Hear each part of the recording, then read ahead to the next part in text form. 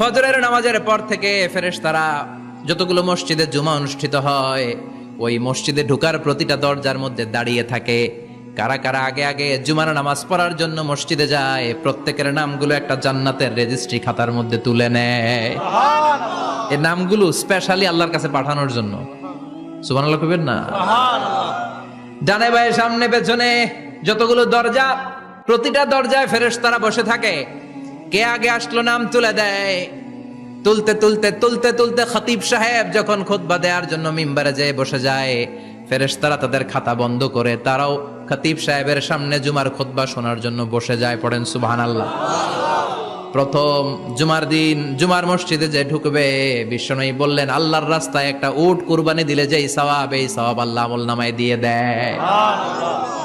দ্বিতীয় পর্যায়ে যে ঢুকে, বিশ্বনবী বললেন বাকারা, গরু কুরবানির সওয়াব পায়।